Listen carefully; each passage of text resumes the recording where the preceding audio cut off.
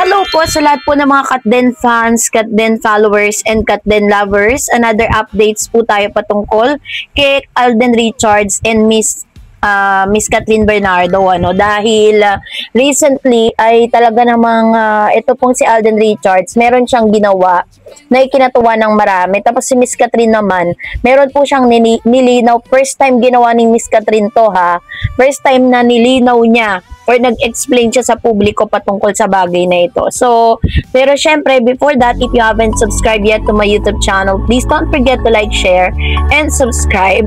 At i-hit mo na rin ang notification bell for more showbiz updates. Bago tayo, of course, magpatuloy sa ating updates for today's video, nais ko pong pasalamatan kayo, of course, for always watching and keep for always supporting this channel. Thank you so much sa inyong laging panonood. So, ito na, pag-usapan na po natin, ito pong si Mr. Alden Richards. Kasi si Alden Richards po ay naglabas na ng impormasyon patungkol sa kanyang magaganap na meet and greet or fan meet. Ang akala ko libre po ito, pero hindi pala. Sabi dyan, the ticket details for Alden Richards, ARXB moving forward fan meet are here. According on the Instagram post by his company, Myriad Corporation, ticket prices range from 800 to 4,800. Here's the full list of tickets prices. Ayan, so meron siyang diamond, platinum, VIP, lower box, upper box. Following ticket announcement, Alden took to Instagram to invite fans to join him as he celebrates his 15th year in the entertainment industry. Sabi niya, join me as I celebrate 15 years of gratitude and appreciation by paying it forward to the people who were instrumental to everything I have accomplished, Alden wrote. So, talagang pinaghahandaan to ni Alden. Sabi diyan, in celebration of Asia Multimedia Star 15th Showbiz Anniversary, it will be held on December 13 at the City of Santa Rosa, Laguna Multipurpose Complex, and it has been most fruitful 15 years of Alden. Most recently was named among the influential celebrities at the 11th EDUC Circle Awards. He also received the Men Who Matters 2025 trophy from People Asia magazine back in August. Alden also marked his directorial debut this year in Out of Order, which streaming on Netflix, it becomes the #1 film of the platform. The film premiered at 2025 Jagran Film Festival in India in September and was featured in the competition section of Vietnam Da Nang Asian Film Festival in July. Kaya naman sinasabi ni Alden Richards na sobrang dami niyang talagang pinagpapasalamat dahil sa mga sunod-sunod na mga blessing na dumating po sa kanya. But aside from that, kinatuwaan din si Alden Richards dahil binisita lang naman ni Alden at pinasaya ang mga OFW sa Hong Kong. Sabi niya, sa kanya pong pagbisita doon, naglaan talaga ng oras ang Asia Multimedia Star na si Alden Richards upang bigyang halaga at pasayahin ang mga bayaning OFW sa Hong Kong. Muling binisita sa Hong Kong si Alden para makasama at kumustahin ng personal ang mga kababayan nating OFW doon bilang ambassador ng Overseas Workers Welfare Administration. So, isa pa sa mga dahilan ng muling pagtungo ng Kapuso superstar sa Hong Kong ay para ibahagi sa mga OFW doon ang kahalagahan ng mental health awareness dahil nga sa kanilang mga paghihirap at pagsasakripisyo. Sabi niya, mahirap siya kasi walang ibang kalaban yung individual kundi ang kanilang sarili. Based on experience, I've been there so I know how it feels, ang pahayag ni Alden sa panayam niya sa 24 oras. Sa pagpapatuloy ng premyadong aktor, mahirap po siya kasi may iba pong dumadaan sa dark moments ng buhay nila at hindi nila alam na nakaka-experience na pala sila ng mental health issue, which is very true. So, mahalagang maramdaman daw ng mga kababayan nating OFW na hindi sila nag-iisa kahit pa malayo sila sa kanilang mga pamilya at mahal sa buhay. Sabi niya, mahirap mag-isa, mahirap maramdamang mag-isa ka, at mahirap na ipinaparamdam sa'yo ng ibang tao na mag-isa ka lang.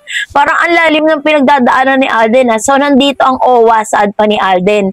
Matatandang nagpunta si Alden sa Hong Kong noong January 2024 para sa shooting niya ng blockbuster at record-breaking movie nila ni Catherine Bernardo na Hello, Love Again. Ang Hello, Love Again na sequel ng Hello, Love, Goodbye ng Kat din na kinunan din ang Hong Kong. Gumanap ng mga OFW sina Alden at Catherine sa pelikulang bilang isina Ethan at si Joy. So, alam niyo rin po ba na si Alden Richards ay isa sa mga ambassador ng OWA? Pumunta siya ng Hong Kong. Sinagot po ng OWA, of course, yung kanyang pamasayo, yung fare, pero hindi po siya nagpabayad.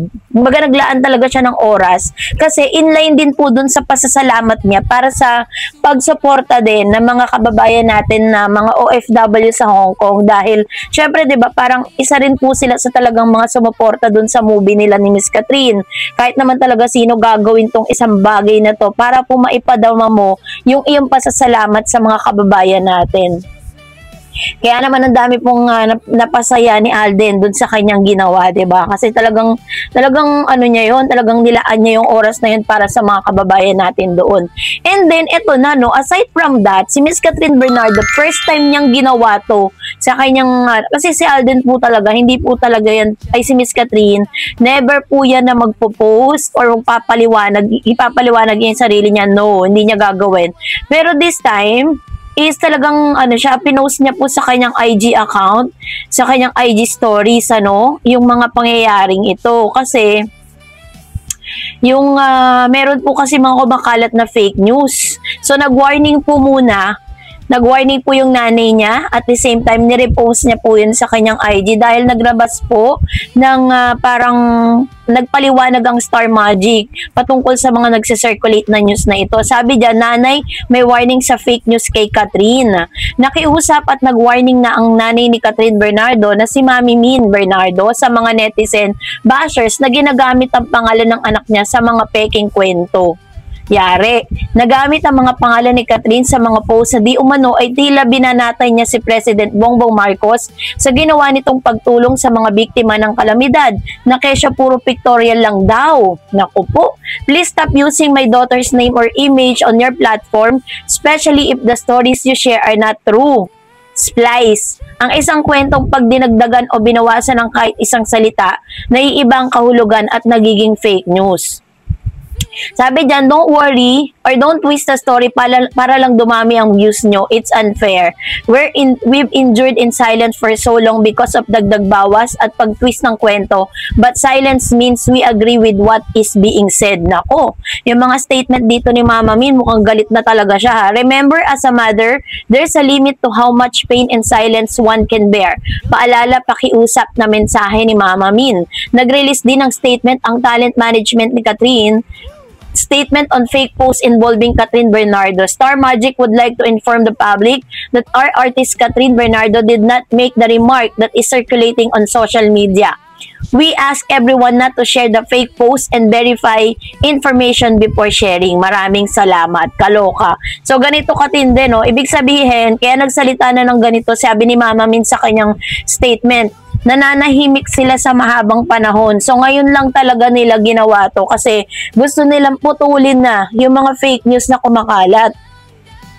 Kasi those bashers or those fake news is trying to tarnish the name of her daughter, Catherine. Kasi syempre, di ba, parang ang peg kasi ni Catherine, she will never speak out about those things, diba? Kumbaga parang nakikipaglaban kasi siya in silence, hindi niya kailangan na magsalita ng against the government, diba? Para lang talagang sabihin na nakikipaglaban siya para sa karapatan niya. So yun yung ikinagagalit po ni Mama Min. Kaya po yun yung pakiusap niya na please don't use the name of her daughter dito sa mga ganitong klase ng balita. Biruin po ninyo, haba ng panahon talaga, hindi po nila dinidepensahan yung sarili nila. Kahit nga po na kung ano-anong kwento ang inilalabas, diba? Kung ano-anong mga comments at mga baseless accusation na binabato kay Catherine, never niya pong pinagtanggol yung sarili niya. And this is gonna be the first time at ayaw na ayaw niya pong masangkot sa mga ganitong klase ng fake news. Lalo na po pag may kinalaman sa government. Well, kung ano man po ang rason ni Miss Catherine Bernardo kung ba't ayaw niya talagang ma-involve sa mga ganito, sa kanya na po yun. Wala na tayong pakialam doon, di ba? Kasi yun yung kanyang principle may kanya-kanya tayong prinsipyo patungkol dyan. Kaya naman, igalang po natin ang kanyang karapatan. So, that's it for today. For more videos and updates, please don't forget to like and subscribe, and please don't forget to follow my Facebook page, Dar Eds TV, and Darred's channel. God bless everyone!